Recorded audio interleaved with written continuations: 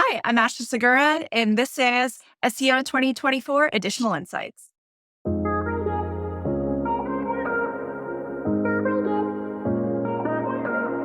Ashley, what's your additional insight for SEO in 2024? Great question. My additional insight is to look at what's currently ranking, really study the top 10 to 20 search results to understand what patterns there are in terms of either how the content is structured, how much content's in there, how much photos versus videos, like really understanding what's working really well from both a Google and user perspective, and also figuring out what's your unique angle. So not just doing the copy pasta of what's currently ranking, but being able to identify patterns from that data, as well as bring something new and unique to the table in your content. So before we just have a conversation about how do you learn about what's currently ranking, how do you learn what you should be ranking for? Because you don't want to be missing out on any opportunities. Yeah, that's a great question. And really, it comes into a few things. One of which is defining what is your brand? What is your brand journey? What do you need to accomplish right now? And usually that changes from a quarter to quarter perspective of what you're trying to focus on. It also has to do with what's your product or what's your service offerings. Are you doing a new product launch and that's what you want all the attention to be on? Or do you have the same standard services, but you want to focus on highlighting maybe just one or two? So depending upon what you want to accomplish, it's then going in and doing keyword research to identify, okay, out of this new product that we're launching that we need to promote, let's better understand what people are searching for in order to be able to find our product. And that's where you'd go in and do a lot of keyword research to understand what's the terms, what's the intent behind the search, and then where can you insert content to fit within that user journey. I loved how you started off talking about what are your goals, what are your objectives, what are your products that you're currently working on that you want to talk about as well, because I think it's easy for SEOs just to think of the environment, think of the category of business that you're in and attempt to discover opportunities that perhaps there isn't that much competition in there and drive traffic from there. But if it's not hyper relevant traffic to begin with, then they're not necessarily going to do anything on your website when they get there. Exactly. And if anything, it could totally mess up your data. And if you have other stakeholders that you're reporting to, and you can say, okay, we have a bunch of traffic going to certain pages, but then no one's doing anything, that's not helpful at all. And that's a big red flag from a marketing perspective that, okay, we're getting the traffic, but the language in our content is not converting or keeping people on the page. So we're missing the messaging entirely. And what's your favorite way to actually discover what's currently ranking for the keywords that you've defined that you want to try and rank for? Certainly, literally putting on that user hat, going to Google, typing in the keyword that I'm trying to rank for or trying to better understand and seeing what's populating. Do understand that that's going to be location based, but that will give me a general idea of what is populating, what it looks like. And there's just something about putting yourself in the user shoes. Like, yes, we have so many great SEO tools. SEMrush has like a fantastic journey for this. Ahrefs does as well. Like there's so many great SEO tools that will give you the snapshot of here's the top 10 ranking search results. Here's patterns that you can identify. But there's something very unique as a marketer to be able to go in as the user and see for yourself. And sometimes that's how I identify the biggest patterns or the biggest opportunities of, okay, so if all 10 of the top ranking articles have this one heading that focuses on variations of this type of product, that's a big indicator that people want to see variations. And I can build an internal linking strategy around the variations if that's something that we offer. It can also give me ideas of, okay, everyone's focusing just on variations, but what about similarities? No one's talking about the similarities. That's how I can make my content unique by both including the variations because that is working, but also adding a section focusing on what the similarities are. And you also talked about at the beginning, focusing on your locality, understanding what users want, where you are. So if you're an international brand, if you are in lots of different countries, do you translate your existing content, or do you start afresh? Do you simply try and get someone involved directly within that market where the user is and decide what they want and produce content that they want rather than do any translations at all?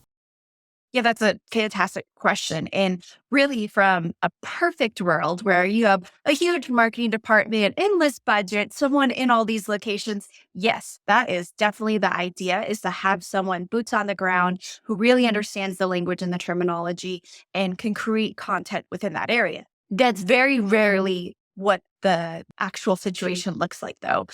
Very rarely do we have the capabilities to have someone boots on the ground in all of the different locations that we're trying to get traffic from. So this is where I do go and use SEO tools to be able to quickly change the geographies and be able to understand what is the conversation there, what are the trends there, as well as going to forums. Like, I know the big R scary word, the Reddit right now, but going to Reddits, going to Facebook groups in those areas and joining those groups just to understand what are their tones, what are they actually saying. Like, Facebook groups has a keyword search term inside of the group. Drop the keyword in there, see what the conversation is in that specific location. Like, there's a lot of fun and unique ways to kind of immerse yourself in an area that you're not actually in. So how do you go about offering something different with your content? Because you would think that when you search for a keyword phrase and you've seen quite a few different articles or pieces on different websites ranking and are fairly similar, that they've decided that the search engine is looking for something specific. I mean, is it worthwhile trying to offer something quite different? And is that likely to be appealing to Google?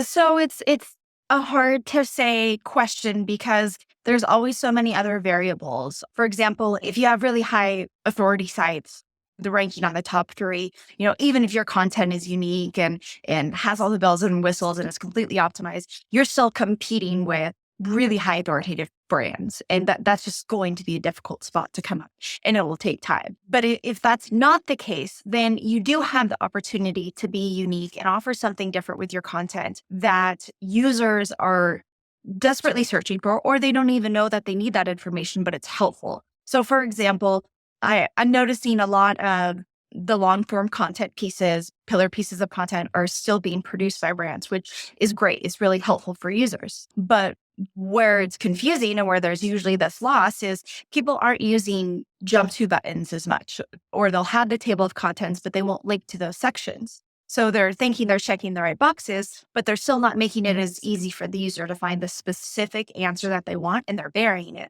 So if your content can be unique, as simple as making what the actual answer is and the point of that so incredibly easy to find by using the jump to buttons within your table of contents. So it's not like you need to come up with a brand new answer to this question. It sometimes is as simple as being unique in how you display the information. Great, okay. But you may not necessarily want to change your website too much because obviously it may actually negatively impact your existing traffic. You may be ranking 3 or 4 and ideally wanting to rank number 1, but you're getting quite a bit of traffic anyway. Is there any way that you can split test or test beforehand the changes that you intend to make to get some kind of idea of the likely click-through rate or traffic you're going to get because of that?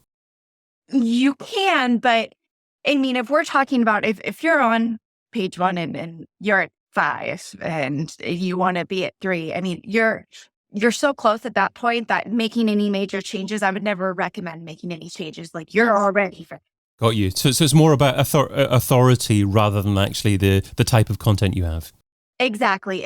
And this is more of like, say you're on page 2 to 5 and you're clearly, people are searching for this and you're close, but you're not there yet. That's a big indicator that you can safely make these changes. You don't even need to be A/B testing. Like, you can make these direct changes and see and analyze this over time, how you're moving. Are you going down? Okay, then that change, that's not satisfying it. But also going back to putting the user hat on and typing in Google, because Google's understanding of intent changes all the time. And that could be literally the difference of why you're not on page 1 and you're on page 2. You're at the top of page 2, but you're not making it over there yet. And it's because maybe Google's understanding of what the intent is changed. And so you need to update your content to basically satisfy it. Is it possible to serve multiple types of intent from the same page with similar content, but obviously content that would differ depending upon the stage of the buyer journey, or are you better off actually having separate pages for that?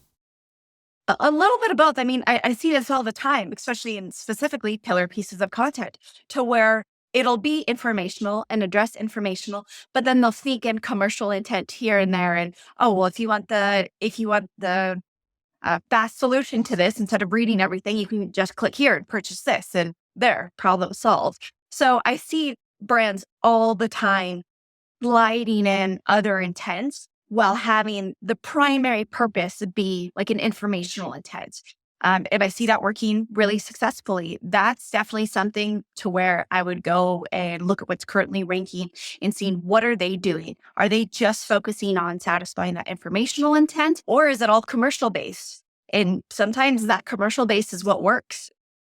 Are you noticing any trends at the moment in terms of types of content? I think that you mentioned earlier on about getting to the answer quickly. So are you seeing that answers have to be more succinct nowadays? Are you seeing any trends towards other forms of medium or maybe video content as well? Yes, video content. I mean, video content's been, gosh, I want to say since 2018. I've been preaching on everyone needs to be doing video content in some way, shape, or form along their content stage. So video content's definitely still trendy now more than ever, especially with everyone going to social media networks to get answers or to have conversations more than they're going to websites and engaging with brands. In terms of content style, though, there is definitely this need for this shorter piece of content to where the answer is right there. Don't make me scroll 3/4 of the way to the page to get the answer that I'm searching for.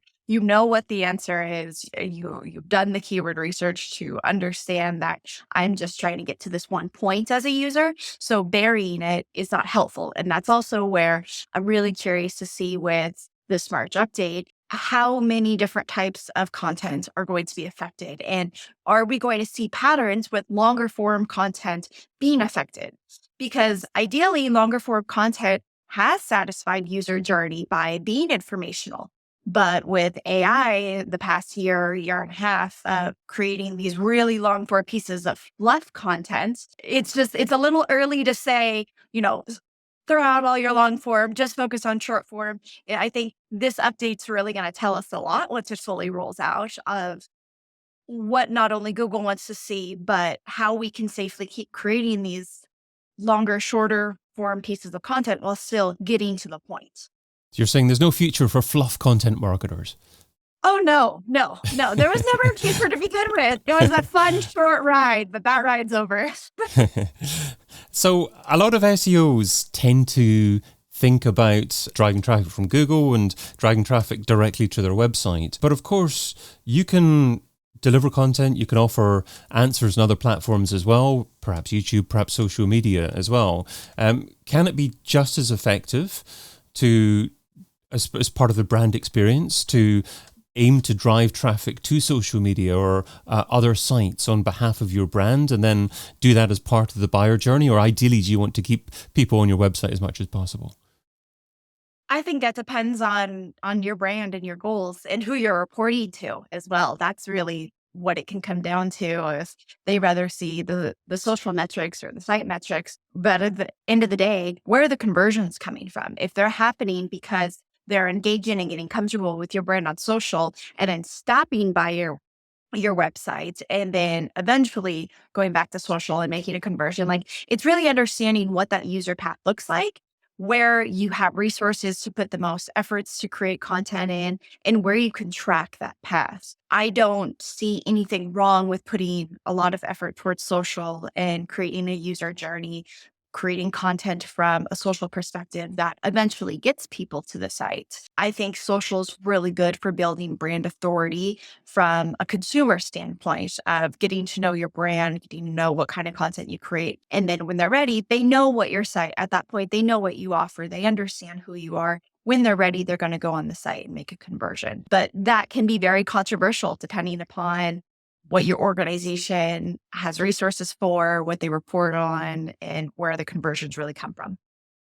And how often should you update your content? How do you know when it's time to update it and go about doing that?